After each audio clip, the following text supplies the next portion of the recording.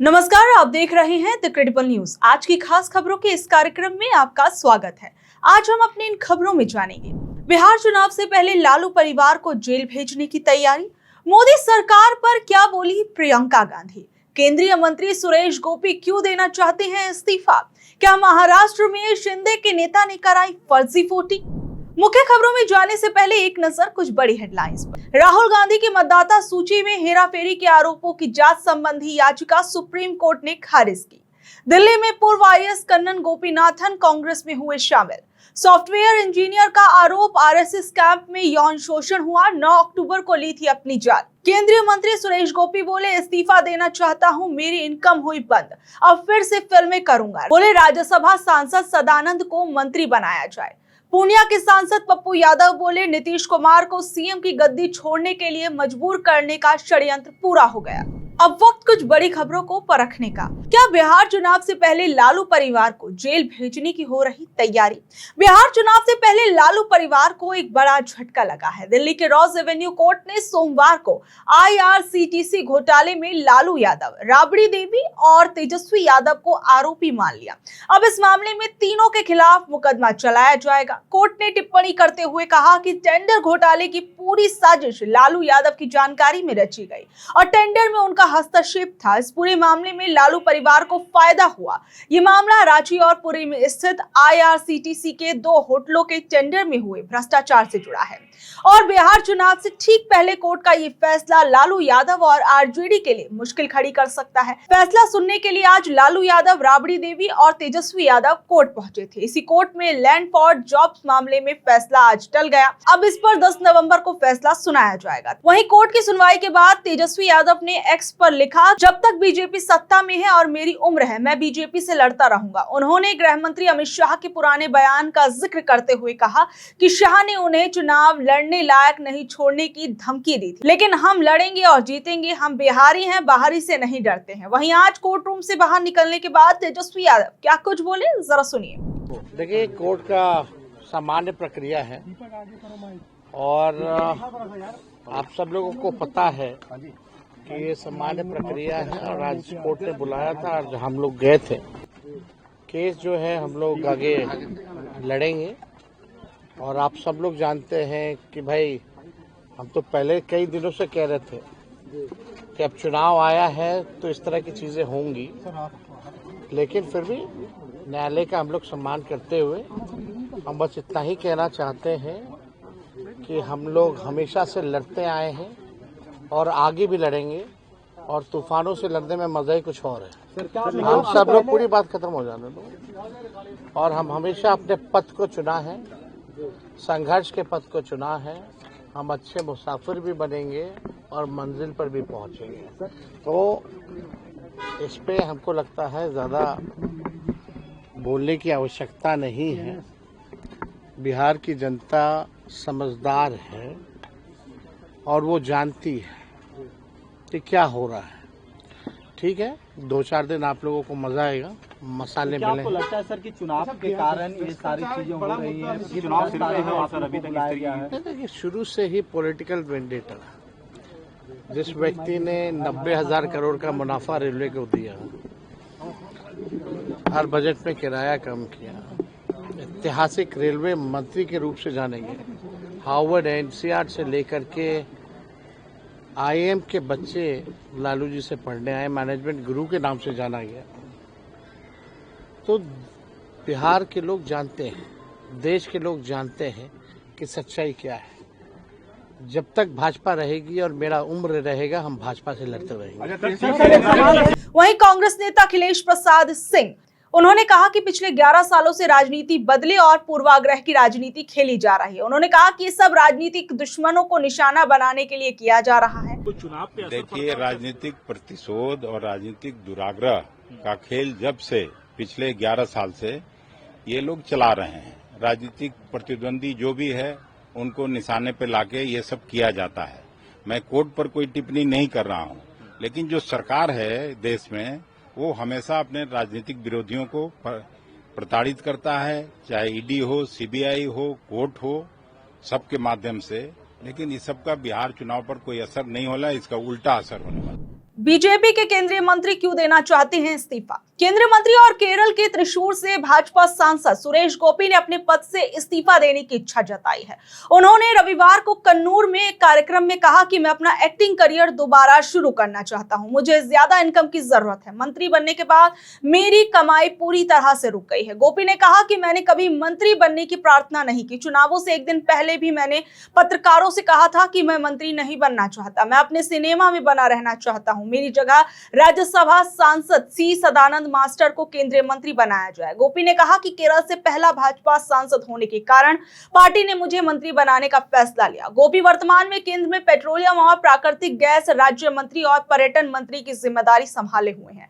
सुरेश गोपी केरल के चुने भाजपा के इकलौते सांसद हैं। उन्होंने 2024 के लोकसभा चुनाव में सीपीआई के वीएस सुनील कुमार को 74,000 वोटों से हराया था। उन्होंने पहली बार ही चुनाव लड़ा था। गोपी मलयालम फिल्म इंडस्ट्री के फेमस एक्टर्स माने जाते हैं। लेकिन सबसे बड़ा सवाल यहाँ ये उठता है कि गोपी सुरेश को पहले ही ये बड़े पद क्यों दिए गए थे, जब वो बार बार मना कर रहे थे। उन्होंने कहा कि लोकसभा चुनावों के दौरान भी मैंने केंद्रीय मंत्री न बनने की इच्छा जताई थी, लेकिन फिर भी बीजेपी पार्टी ने मुझे केंद्रीय मंत्री बनाया। सबसे बड़ा सवाल ये उठता है कि क्या सिर्फ और सिर्फ बीजेपी पार्टी ऐसे एक्टर्स को चुनाव लड़वा कर उनके स्टारडम को अपने वोट बैंक के अंदर जोड़ने की हमेशा कोशिश करती रहती है?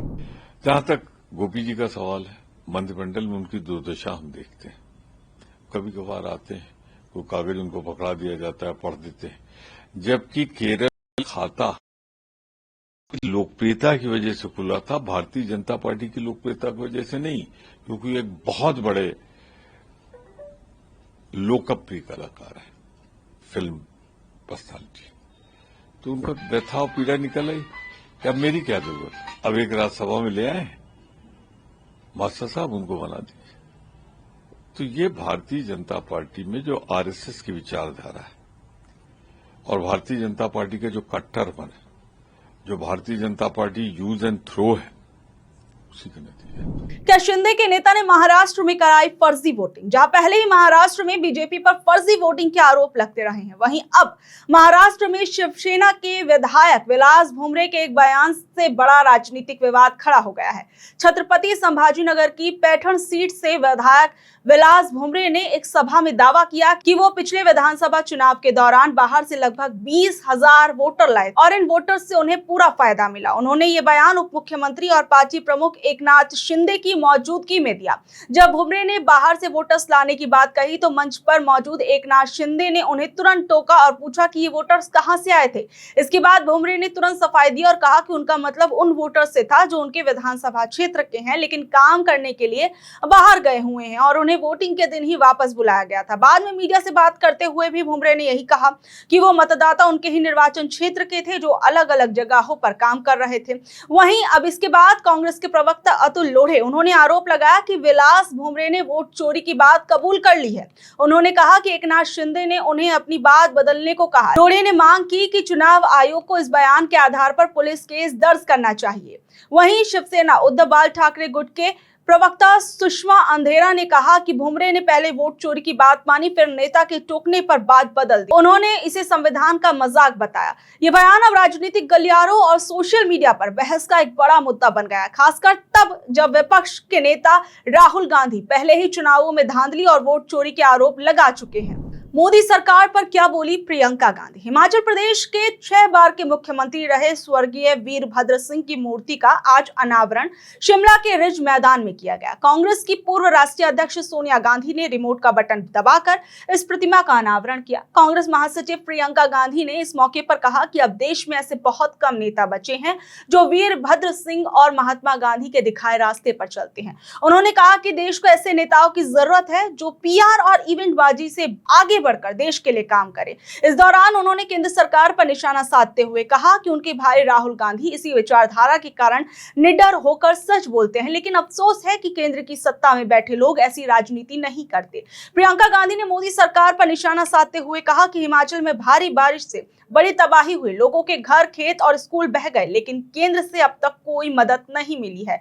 इस दौरान उन्होंने क्या कुछ कहा, जरा सुनिए। इस देश को आज एक ऐसी राजनीति चाहिए जो देश के विकास के लिए प्रतिबद्ध रहे, शिक्षा के लिए, रोजगार के लिए, देश के एक एक वासी को मजबूत करने के लिए। अफसोस की बात है कि जो सत्ता में है केंद्र में वो ऐसी राजनीति नहीं निभाते। आपने खुद देखा, सुक्खू जी अभी अभी मुख्यमंत्री बने थे, उसके बाद इतनी बारिश हुई, खूब भूस्खलन हुआ, इतनी तबाही हुई हिमाचल में, लेकिन केंद्र की तरफ से कोई मदद नहीं आई।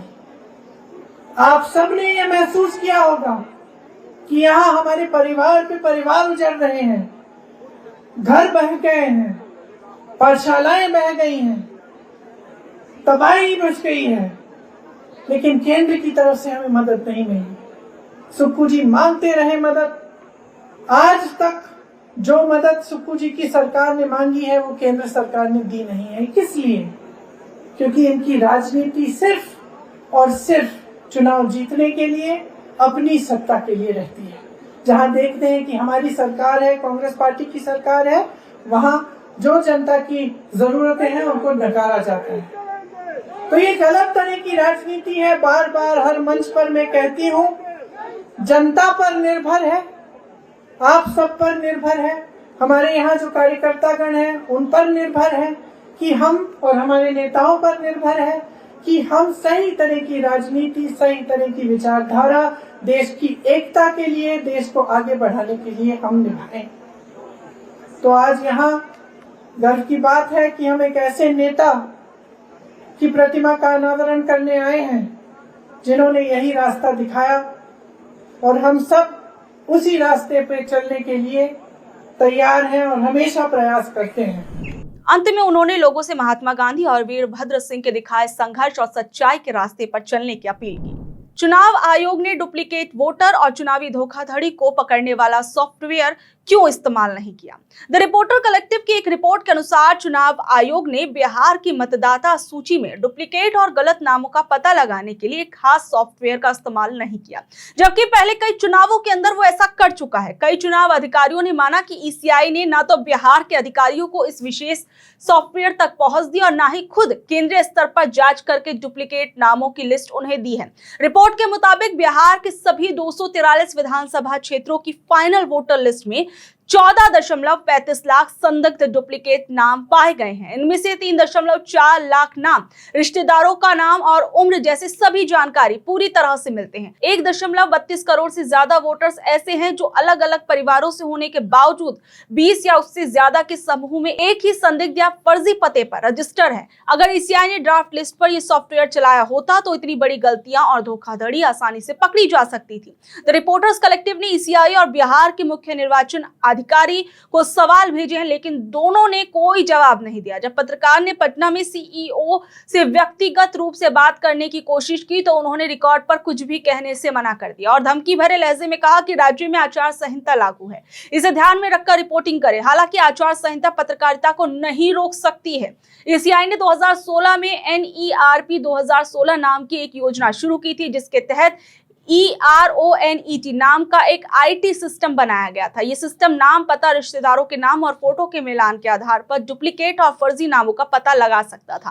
पहले इसका इस्तेमाल कई राज्यों में हुआ था। बिहार के कुछ चुनाव अधिकारियों ने नाम न छापने की शर्त पर बताया कि इस बार उन्हें डुप्लीकेट वोटरों की लिस्ट ऊपर से नहीं मिली है और वो बस अपने बूथ पर मैनुअल जांच कर रहे थे। तो ये थी आज की खबरें। कल शाम 7 बजे फिर हाजिर होंगी अगली खबरों के साथ। अगर आपको आज की खबर अच्छी लगी, जानकारी भरी लगी तो इसे अपने दोस्तों, रिश्तेदारों से शेयर कर ले। कल तक के लिए नमस्कार, शब्बा खैर, गुड नाइट।